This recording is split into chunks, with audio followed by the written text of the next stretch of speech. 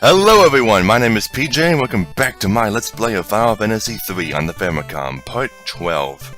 Okay, so you probably already noticed that I decided to change Muchi into a Magic Knight, finally, because I was looking some stuff up and I realized that the weapons that I've been getting for the Magic Knight are significantly stronger than anything the Viking has. Look at this.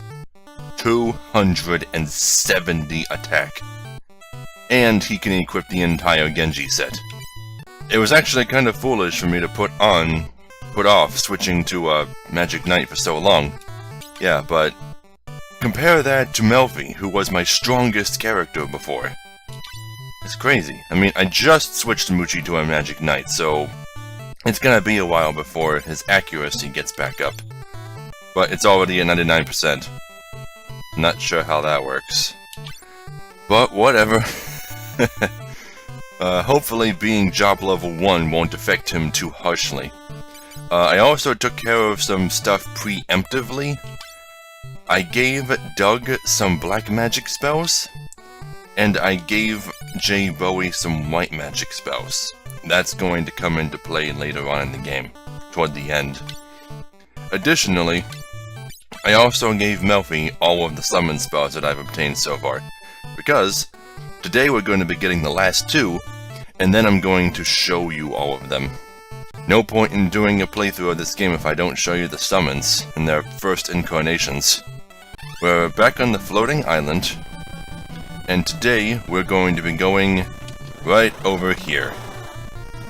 Yep, so let's just land right in front of this Soya cave.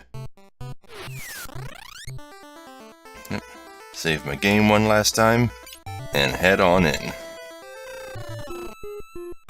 Bahamut's lair.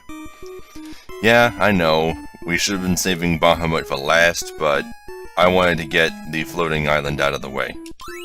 God's Wrath, Earth Drum. Okay.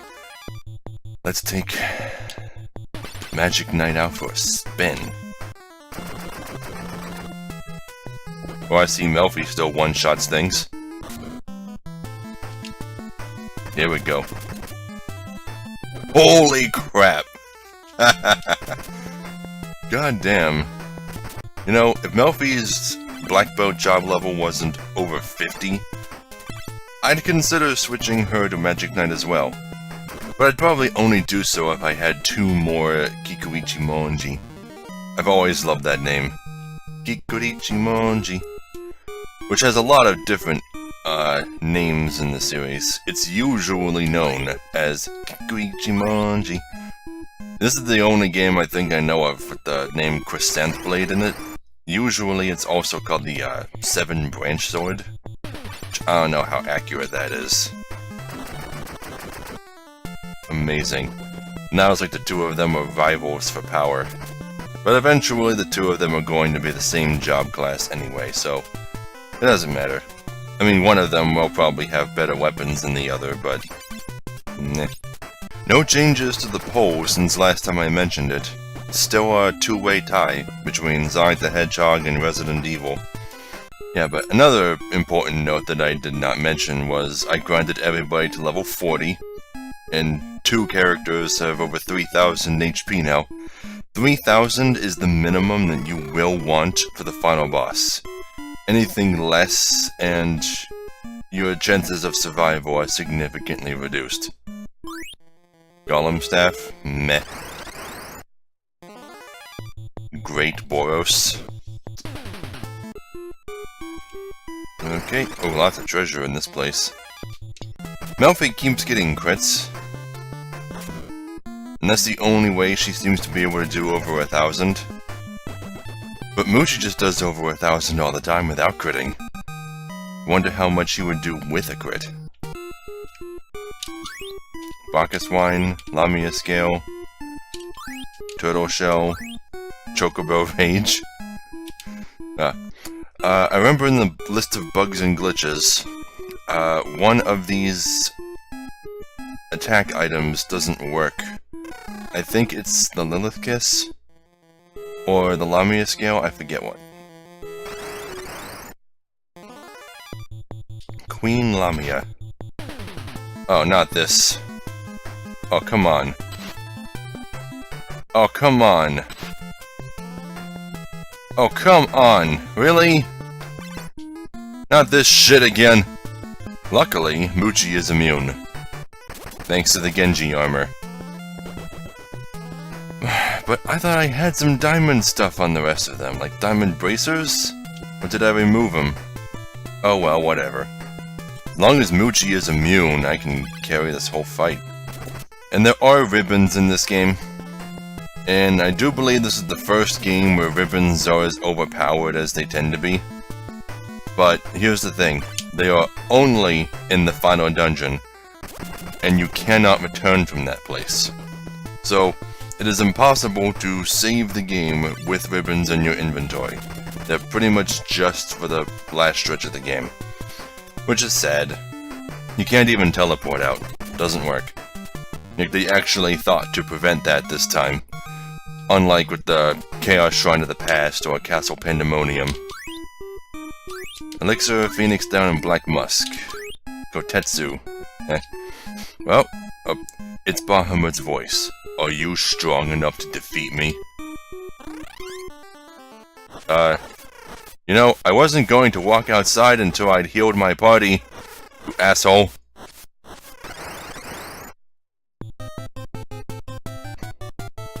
Oh well, they're not that bad off. Bahamut. Here we go. Attack. I'm not gonna boost at you. You attack. You cast Kyuraja on Melfi here. And you, Quake won't work. So, Bio? I also got Bio. I want to try it out, see how strong it is. Mega Flare, ooh. Damn. Not as strong as I thought it would be, though. That's good. I'm hoping it doesn't use that every turn. God damn. It'd be nuts. That was a crit? Ooh, shit. Okay. You two attack, you cast Kyuraja on the whole party. And you... Bahamut is always a non-elemental summon, so I don't think he has an elemental weakness. Thus, I'm just going to keep casting Bio. Quake also won't work because I think he's flying.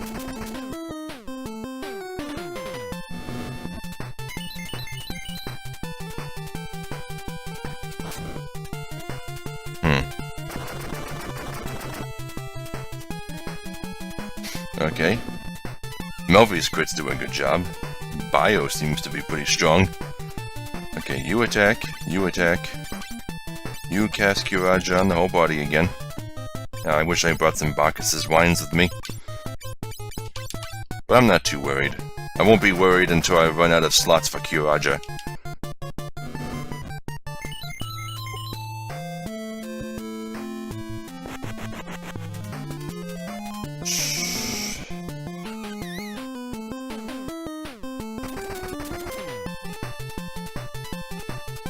Okay, attack, attack. Kyuraja on everybody. Oh boy.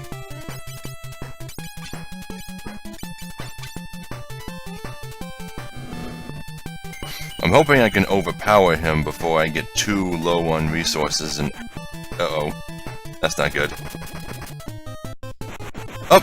Look at that! Magic Knights. Wish I'd switched to that earlier. Well, that was pretty close, but we did it. Da-na-na-na. What? Okay. Did I? Yes, I did. There it is. Bahamut. Why? It's like they were trying not to name the summon spells after the summons themselves. Bahamut is what teaches Bahamut. Let's just give that to Melfi. There we go. Now here's the stupid shit. Because it forces us to step outside in order to fight Bahamut, we can't just teleport back to the entrance. We have to walk back through Bahamut's lair.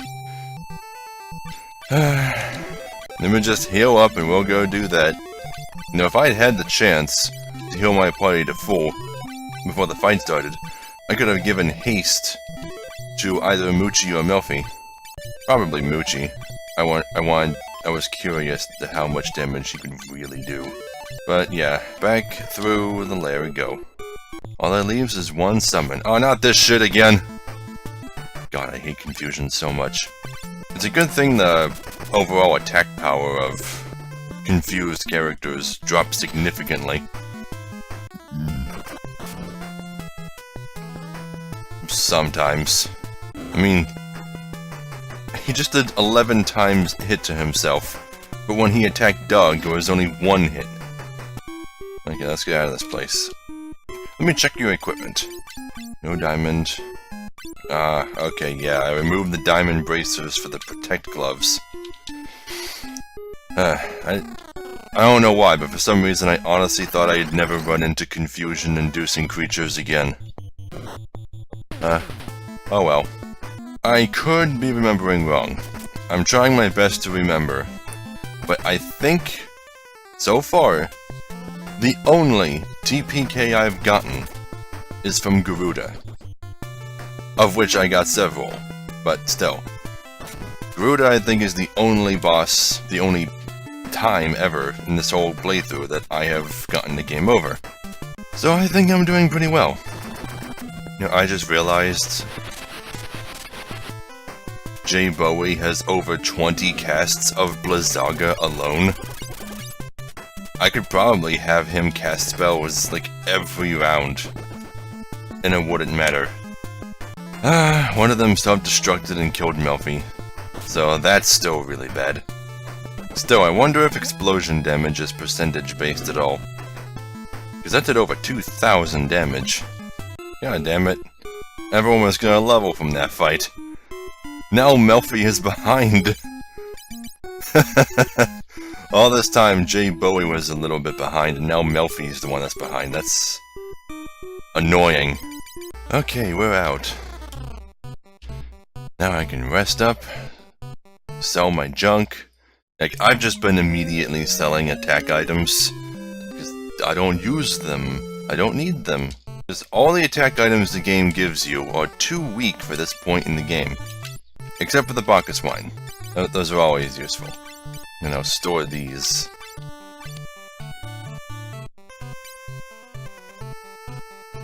What the?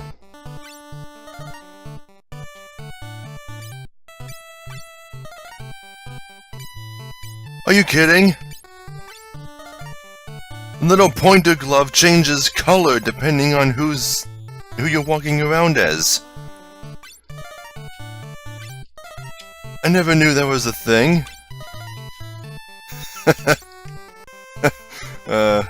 Weird. Okay. Oh, come on. You got over it.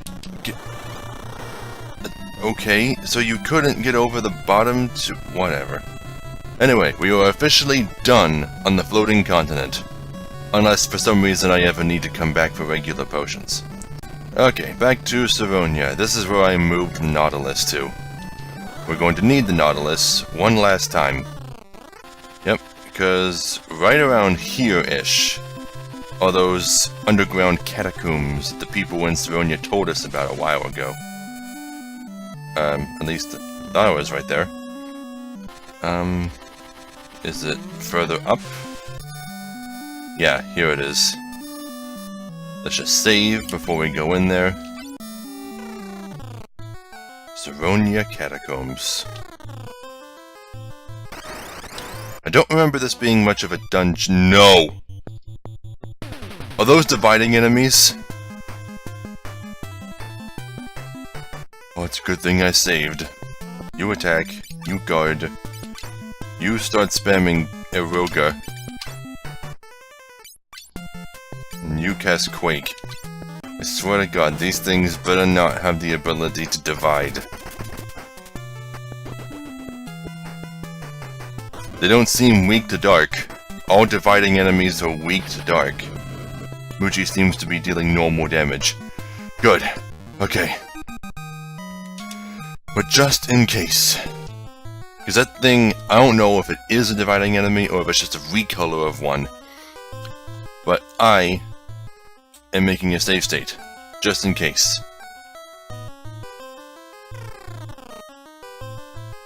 Okay, left or right? Well, we'll just have to wait and see. By the way, these are not squinting, big-lipped people. I know that's how it can look to some people, but those big lips are actually eyeballs. Yeah, they're cyclopses. I thought... Yeah, everyone who sees them for the first time thinks that they're genies. Boss troll, that's new. Where are the regular trolls? Why didn't I run into regular trolls? Whatever. You guys have less than 1,000 hit points? It's kinda sad. I expected more. I thought you were made of sterner stuff. They don't even do that much damage. Other enemies were doing like 1,000 damage to Melfi, and that one only did like less than 400. Reflect mail. Meh. Was the slow spell in this game? I don't think it is. How can you have haste without slow? Diamond Bell. Oh, that's the way to go, so now I need to go all the way back around. Get the rest of the treasure. I went the wrong way. Or I could just finish the dungeon, teleport out, and then get the rest of the treasure after I come back in.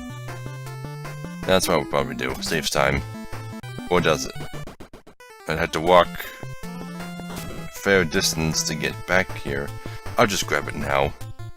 I mean, I skip all the stuff you don't want to see anyway, so what do you care? God, can you imagine if I didn't edit my videos at all? If I just uploaded them all raw? And you see all the times where I mute my mic and cough over into the corner? 3 colors of the Kraken, okay. Senchos? By now I'm sure my friends are enjoying Stormblood in Final Fantasy XIV, the newest expansion pack. But I don't have the money to play those games with them, and they don't have the money to pay for me. Not that I would ever expect them to, although they used to. They used to pay for me. But I've been just so busy that I can't play it as often as I should. And there's no point in them paying for me to play a game that I'm not playing, you know? I mean, I would love to play Final Fantasy XIV, if I ever get to it in my Let's Play lineup. I still have no idea how that would go, though. I mean, I probably wouldn't be able to do much unless they were also online and willing to play with me. I guess I could always just interlace it with a different Let's Play. Any day that they're not available. That could probably work. In fact, that's probably what I should be doing anyway. Instead of boring you guys with the same game continuously until it's over. Let me know what you think about that, actually. Let me know what your opinions on that are. Okay, and you are another Golem Staff. You know, I don't cast the spells from the staves anymore anyway. Let me give you the Golem Staves. I have another one in my in the Fat Chocobo. I'll grab it for you next time I'm there. Because the Golem Staff isn't all that useful utility-wise, but it does do more physical damage. Oh, and I guess it does have a chance of slowly petrifying things. Not that it matters, since they'll be dead before they're fully petrified anyway. Like so. Wow, those things are really weak to fire. Holy crap. Oh yeah, because they're trolls. Duh. D&D trolls are always weak to fire and acid. Aegis Shield and Gaia Vest. Okay, now we go all the way back around. Yeah, in D&D, and in most other games where trolls appear,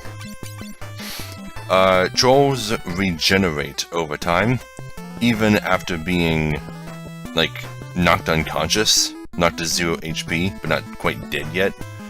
The only way to prevent them from regenerating is to hurt them with fire or acid. I remember that was especially annoying in, The Elder Scrolls 1, where trolls literally could not be downed forever unless you killed them with fire. So if you're playing as a non-magical kind of class and you don't have fire, then trolls will be the bane of your existence. Worse than skeletons. Skeletons that, you know, come back to life, that is. Like, they reassemble. Kinda like dry bones in Mario, or red skeletons in Castlevania. I have yet to need to heal. This is a very easy dungeon. Nobody's ever asked me what font I use in my videos when I make captions. I use a font that I made myself. It's called PJ's Handwriting. I made my own font based on my handwriting. Yeah, it was a pain to make. I had to find a lot of different programs to try and make it, and I even had to scrap a whole day's worth of work because of, well, of really sleazy businessmanship. The program that I'd used to complete my font, I'd only learned, because it doesn't say it anywhere else, I only learned after it was all done that you can't actually save your work as a font unless you pay for the whole thing. I had gotten a free trial, and I'm like, what's the fucking point of a free trial if I don't get all of its features? I mean, the point is that the time is limited. If I want to keep using it, then I'll pay for it. Well, I had to scrap all of that and find a different method. Now I have this other program that I've recently got. I didn't use it to make the font. I have this program called FontForge, which I don't really intend to use for anything. I just have it so that I can rename some of my fonts. Because I don't really care much about font names. I just care about what I use the fonts for. Like, I use this font for headers, and I use this font for descriptions and stuff like that, in some of the projects that I do. Anyway, doesn't look like I'm quite there yet. Ooh, looks like I'm almost there though. That looks kind of ominous, just a stairway in the middle of the room. You know, I thought that thing would be called a sea troll, given its color scheme. Fashan? Bachan?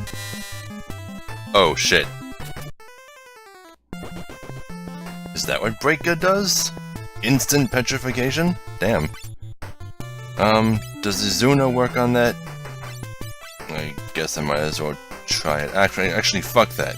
I'm not wasting my spell slots. I've yet to use a gold needle this whole game. Gold needle. Perfect. Ta-da!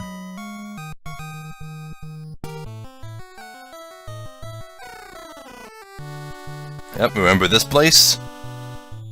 Yeah, those are the two chests that had Phoenix Downs in them. Okay, let's get my characters healed to full. Now, the thing about the boss fights against this particular character is that in the series, fights against this guy are usually timed. That's like his theme, is you have a time limit to defeat him. I don't know how that works in a turn-based game, but we'll see. Who dares disturb my peaceful slumber? Odin attacks you. Here we go. Odin. And that horse that you see him riding, his name is Sleipnir. Or Sleipnir? I'm not sure. But I don't know if it's apparent in this sprite, but Sleipnir is supposed to have 6 legs. Well, whatever. Anyway, few things about Odin. He is nothing like the Norse god, Odin. Nothing like him at all. He's not one-eyed, and he's not really lightning-themed. And he has nothing to do with Loki or Thor or anything. He's just his own unique entity, named after him. That sword that he's holding is called the Slowtetsuken, famous for being able to instantly kill all enemies. And usually in his boss fights, when the time limit runs out, he uses it, and instantly kills your whole body. So I don't remember how this fight goes, but I'm just gonna try and kill him as quick as possible. So, you attack, you cast haste on Muchi, and you start spamming Quake or Bio? Let's use Bio. Uh-oh. Oh no. Oh, okay. It does an instant kill. Oh, thank God. But maybe it still has a chance of instant kill. There we go, 3,300 damage with a hasted magic knight. Okay, if that's all Slowtetsuken does, I'm not too worried. Let's cast haste on Melfi too. You cast Bio.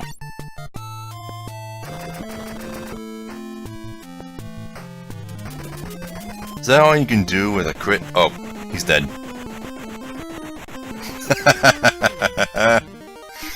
I probably could have handled Odin a lot earlier than this. Wow, okay. Warriors of the Light, my powers are now yours to command. Obtain the summoning spell Catastro. I would have went with Zantetsu. Or Zantetsu. Yep, so that's it. We have all the summons in the game. Now, I'm gonna go to a place with easy enemies. Can I just teleport out? Is that possible? Yes, okay. Now I'm gonna go to a place with easy enemies, save the game, switch Melfi to a summoner, and then show you what all the summons look like. Okay. I'm at the water cave. This is the easiest place I could think of. Let me just make a save state. Remove all your equipment. Summoner. 84 CP. Yeah, this is why I'm saving. Okay. She looks so ridiculous. She looks so fat. Okay, stop hopping around. Notice the horn is glowing too. Yeah, the Summoner's Horn is somewhat iconic in the series. The Summoner job is supposed to wear a horn. It's what they use to communicate with the creatures that they evoke. A lot of Summoners in the series don't have that horn though, although it is occasionally referenced. Let's see, so you have every summon in the game. I need to go heal up real quick, I forgot about that. Wait, there's a shrine right here that can do that. Okay, let's show off these summons. Really? You gonna ambush me? 44 damage, and with no armor on. Okay, you guard magic. Let's start with escape. The escape spell, which summons Chocobo. I don't know. You guys just attack, I guess. You can't do anything.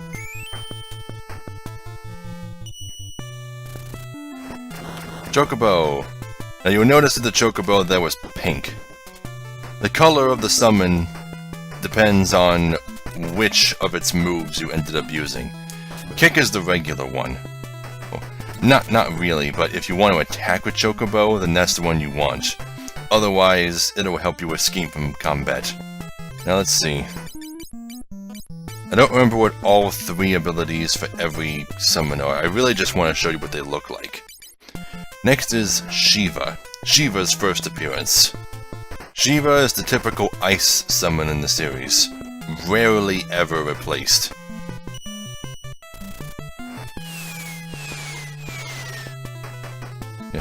Yeah, she basically just resembles a blue humanoid, usually very scantily clad, and usually with some kind of crazy hairstyle, like maybe spiky green hair, or enormous braids that are bigger than her entire body.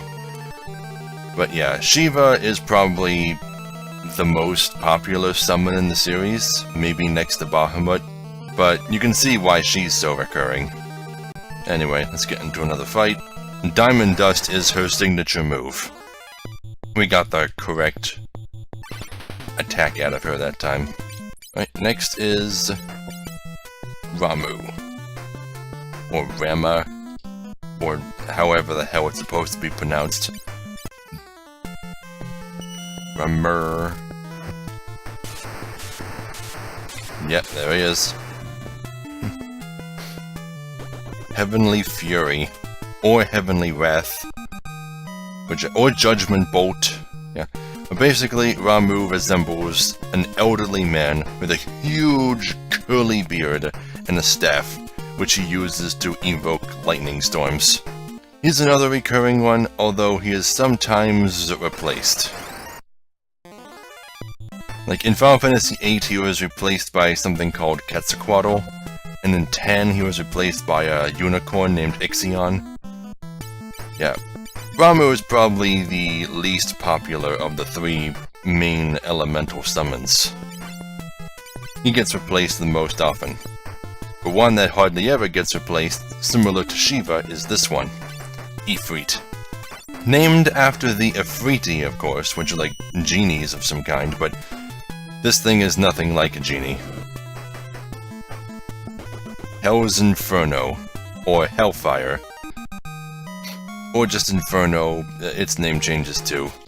But Ifrit is like this big, hulking humanoid thing, sometimes with long, curling horns behind its head, and sometimes a bit more fuzzy, like a beast. Yeah, but that's the fire summon.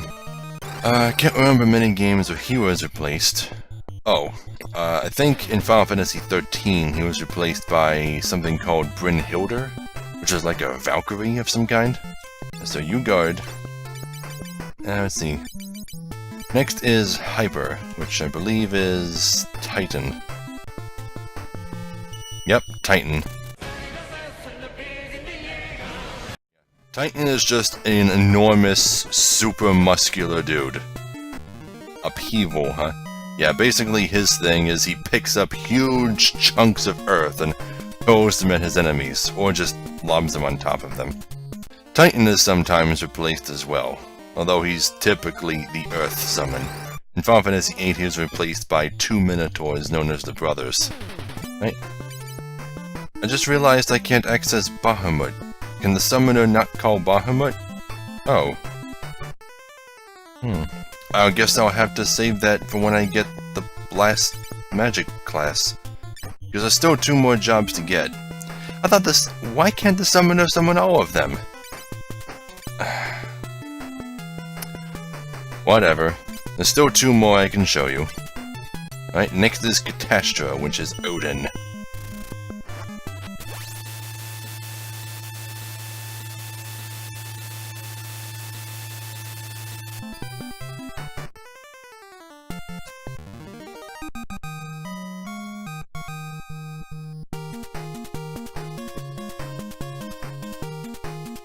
That, was a lot cooler than it's normally supposed to be. I was worried for a second. Okay. I get it. It's not that dividing enemies cause the glitch. It's the movement of enemy sprites that causes it. Yeah, because normally he's supposed to rush in, use Slowtetsuken, cut them all in half, and then as they split apart, they vanish, and all enemies just instantly die. But that was causing the game to glitch up. It doesn't normally happen. Okay, so whoever made the patch, if you're watching this, that's what needs to be fixed. I don't know why the patch would cause something like that, but whatever. Okay, so I'm not gonna be using Odin again. Well, one more to show off. Leviathan.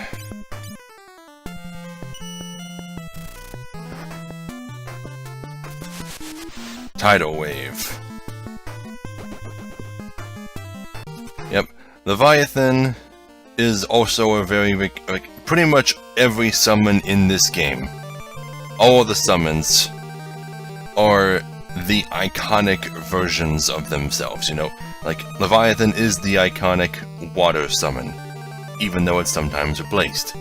Shiva is the iconic ice summon, and between us is almost never replaced. Ifrit's the iconic fire summon, etc, etc, etc. Odin makes a lot of appearances too. I mean, Odin doesn't really have a specific element to himself. I guess you can say he's Death Elemental. He's not very often replaced. And Bahamut is in like every game. Like pretty much, because he's just like, he's supposed to be like the king of summons. You know? He's like the best summon. Quote unquote. But he's nothing like the Bahamut from Final Fantasy I. They're not related. And Leviathan in this game has nothing to do with the Leviathan in Final Fantasy II either. Most likely. They don't go into detail about that. And the Chocobo that you summon, I don't know what makes it different from other Chocobos. I don't know if you're just summoning a regular Chocobo, or if it's like a Chocobo sub-deity. I'm not sure. The series is never perfectly clear on what the nature of summoning is, except in the games where they have their own unique explanation for it. Like in Final Fantasy VIII, summons are creatures born from people's minds. Like, you extract them from people's heads, and using them affects your mind in certain ways, but I'm not gonna get into that. But yeah, I guess I can't show you Bahamut yet, and I'll have to wait. And I don't have to worry about changing Melfi back into a summoner or anything else either, because I can just turn the Bahamut spell back into an item and give it to one of my casters.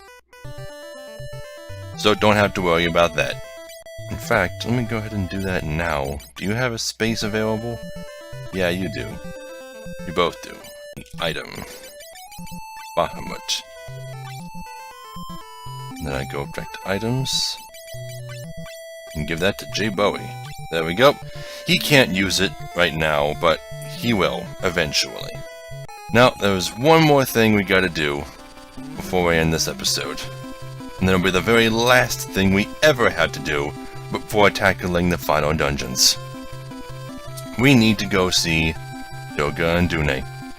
I was trying to find the formula yesterday that determines how successfully running from combat works, or is calculated, or what it's based on. The encounter rate in this place is too fucking high.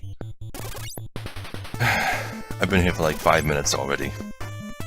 But yeah, I was trying to figure out why I was having such a hard time running from combat, and I couldn't find anything. I could find the formula for what determines whether or not enemies will flee from combat. Okay, we are here, and as soon as we step inside, we're gonna get whisked away to somewhere else. So let's heal up first. Now this is another no-return dungeon that we're going to be going to. Come, it is time for Une and I to give you what we have prepared.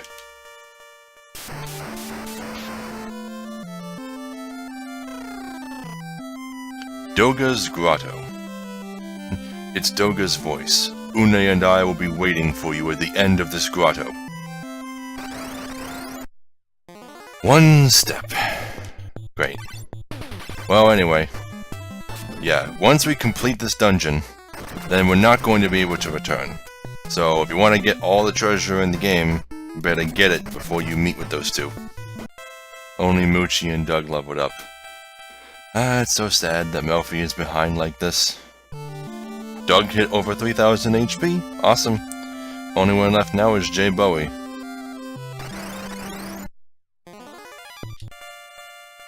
And that's it. Everyone's now over 3000 HP. Awesome. Is this a no, it's not. Just a dead end. Nah. Okay, back at the start. Let's go the other way.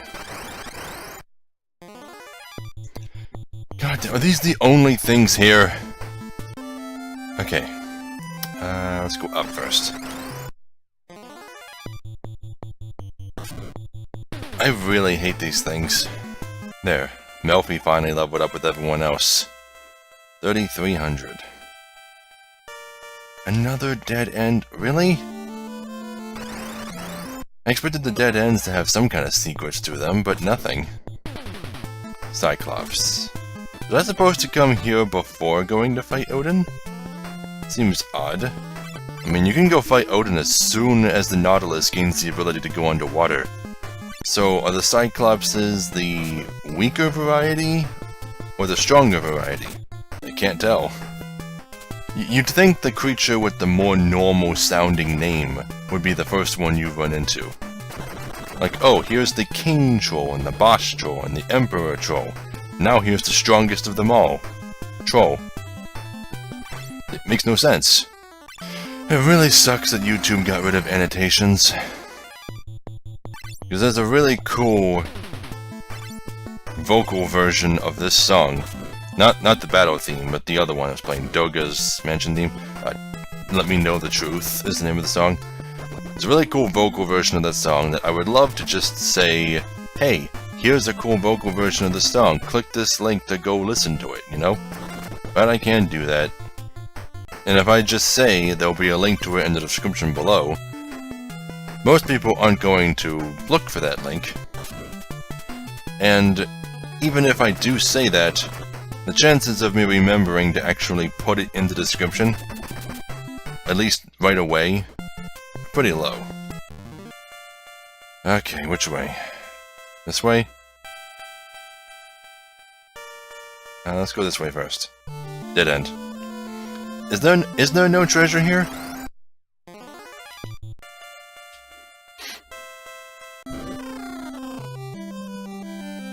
Oh, there's more? Okay, here's the treasure chest. Not an easily missed one either. If you passed it by, you made a conscious decision to. Yeah, but if you are looking for some good remixes of songs from this game, there are a lot of them. I mean, of course there's the Black Mages band, but there's also Hellion Sounds. But they have 2 albums. Well, actually it's 1 album with an expansion pack. It's called The Sentence of Death. That has a lot of great remixes on it. 20,000 gil. You know, I have all this fucking money. I have almost 500,000 gil. And I have nothing to spend it on but high potions. I mean, if I had a ranger in the party, sure, I guess I'd be buying Yoichi arrows. But even those aren't all that expensive. You know, if I was making a game and playtesting it, and realizing that by the end I had way more money than necessary, I would probably implement some kind of super expensive item. Like one that costs maximum money. That'd give people a reason to actually want that much money, you know? Another 20,000, yeah, wow. Okay, so the only chests they put in this Dungeon of No Return are ones that you don't even need. Okay, are Cyclops and Peritons the only things that appear here? Why only 2 enemies? If it were me, I would have made a minimum of 3 different kinds of enemies per area. And I would mix them up, too. You'd have 3 different kinds of troops, where each enemy appears alone. Then you'd have 3 more troops, where they appear in pairs, like Cyclops and Peritons and all that. And then 1 final troop, where all 3 of them appear together.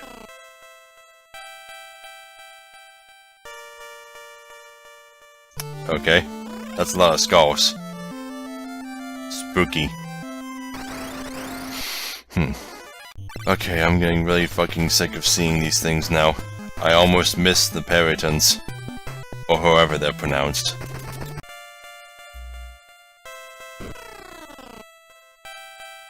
That looks like the right way to go. Let's check out the left first. This isn't just gonna be another dead end, is it? Yay! These things again. I was getting so sick of you before, but now I'm happy to see you. Why is it only 2 enemies? No, it wouldn't be so bad if the encounter rate was lower.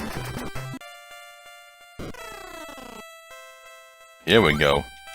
Curtain, curtain, curtain. I think those are items that cast Reflect. Probably never going to use it. Nemesis? Uh-oh. I could be wrong, but I'm pretty sure those things are dividing enemies. Save state. Let's not attack with Melfi right now. How about you attack with Eroga? And you with Quake.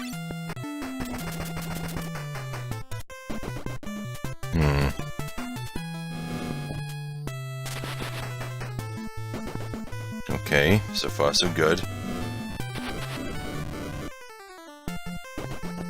Okay. Well, don't know if you were splitting or not, but you died without doing so. So that's good.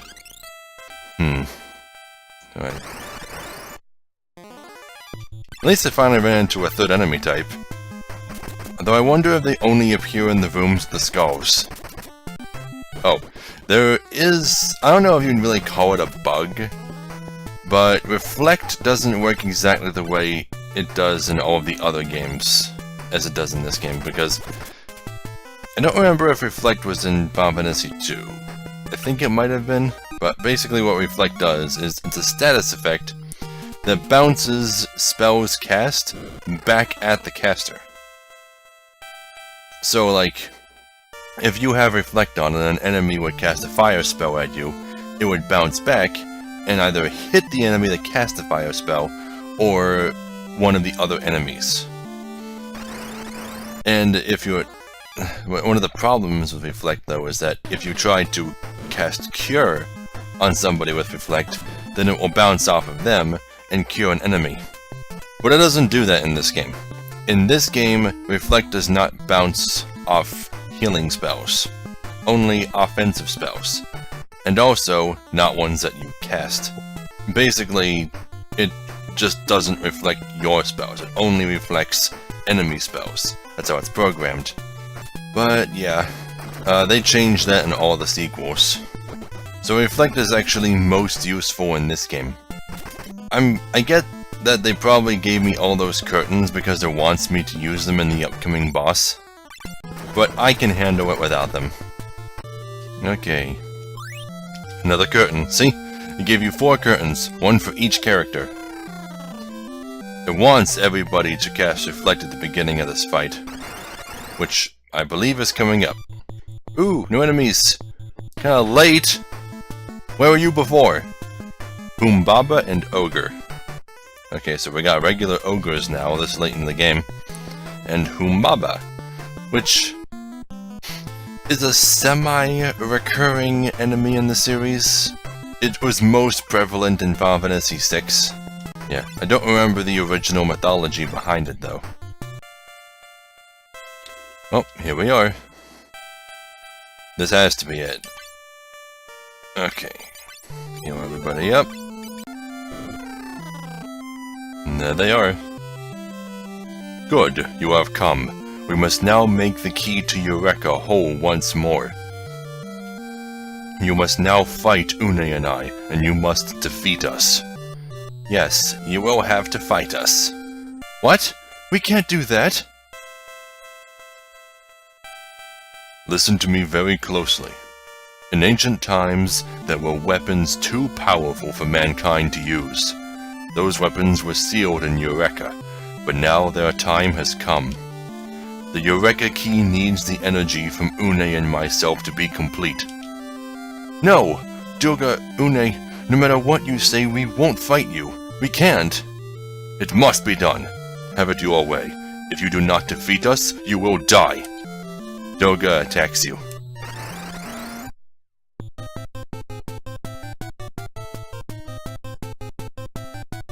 I want you to look at this thing very carefully. Really take it all in. Absorb it. Like osmosis. Look at this thing. It looks like a dirty laundry ball with fangs. This is Doga's monster form. One person behind the Final Fantasy franchise that I don't think I've ever talked about is Yoshitaka Amano. For the first 6 or so games, he did most of the concept art. He designed this monstrosity. I can only imagine he was inspired by his own nightmares. But whatever, let's do it. He's not that tough. Une's easier.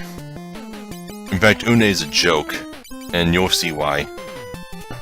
Anyway, you attack, you cast haste on Muchi, and you... I don't know, cast bio.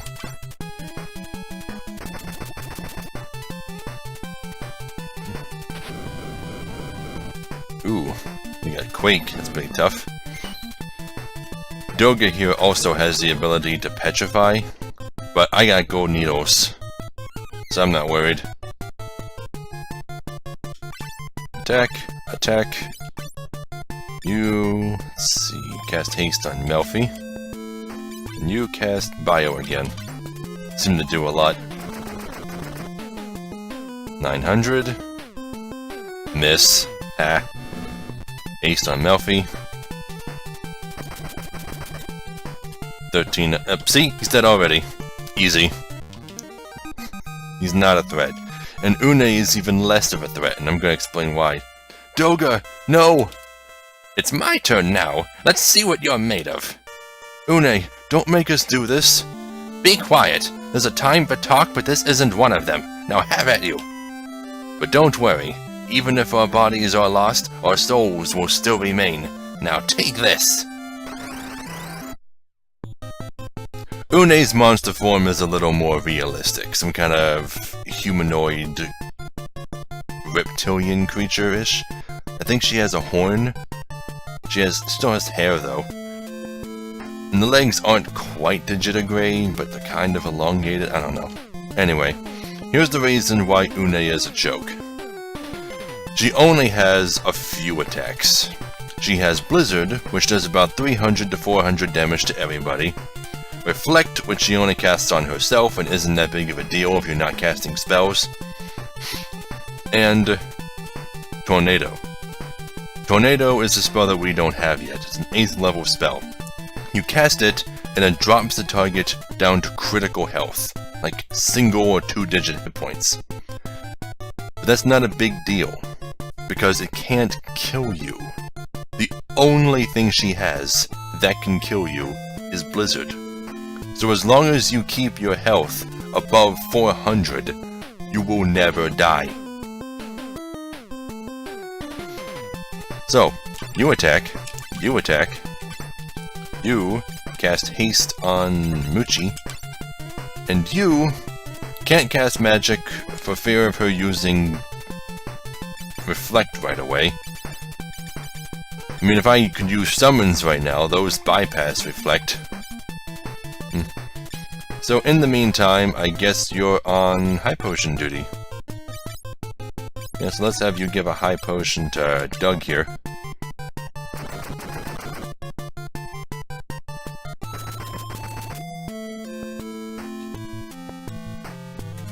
Also, Tornado has a low chance of success, so most of the time when she uses it, it doesn't do anything anyway. It's really pitiful. Haste on Melfi, and you use a high potion on yourself. There's her reflect.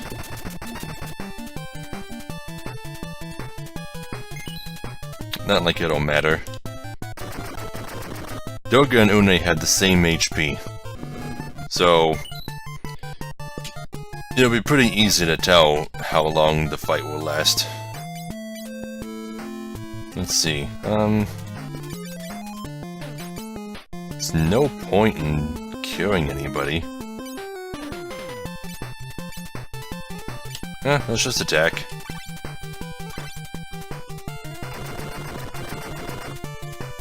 $2,600 damage. Too easy. Doga! Une!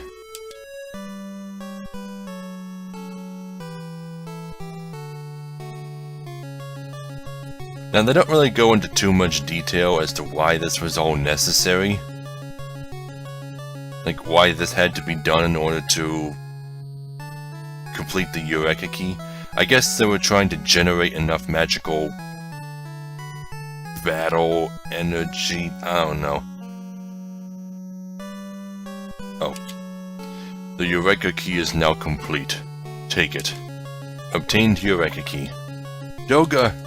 Spare yourselves the distress. Our souls will still remain even if our bodies are lost. You must go forth and stop Zonde. He is in the circus tower, which is guarded by 4 statues. I mean, I've already gotten past those. You must defeat Zonde, who is trying to summon the darkness into this world. I know you can do it. The door to Eureka lies in the circus tower. Okay. Here, take this key too. The circus key. It opens the sealed door you'll find inside the tower. See, this isn't an optional boss. You have to come here in order to get the key to the final dungeon. It just so happens that you also get the key to the optional dungeon. We will be watching over you. Please, you must save Sunday. Une! Obtained circus key.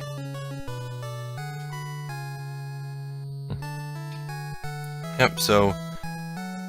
I think we can just teleport out now. Yep, I don't think there's any way to get back to Doga's grotto. I wonder what the Moogles have to say now that Doga is gone. Master Doga and Lady Une are gone, Kupo.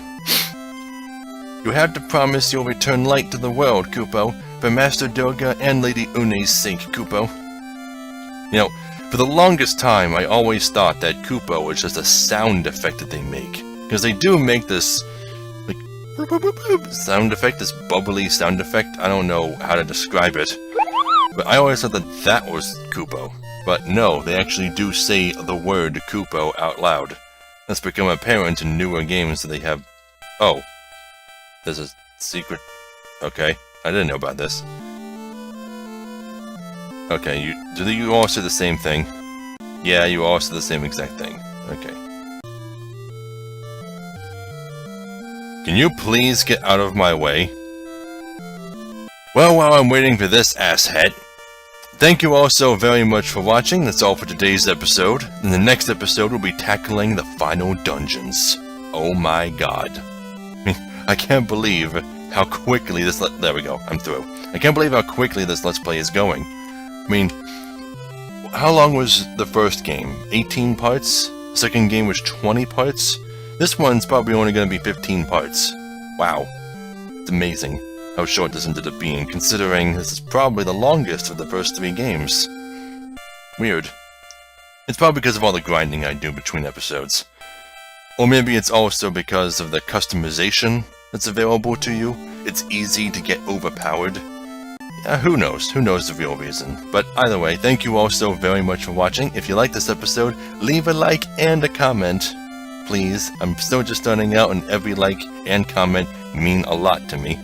And if you want to be notified when I upload more videos, subscribe and you will. And if you want to support me on Patreon, there'll be an end card at the end of the video and a link in the description below. So, I'll see you all in the next video. What the fuck? Why am I still running into swarms? Fucking annoying bugs, you know, all these bugs invading my house. I keep telling them, hey, if you don't want to die, stay off my property. But they don't listen, and then I murder them all.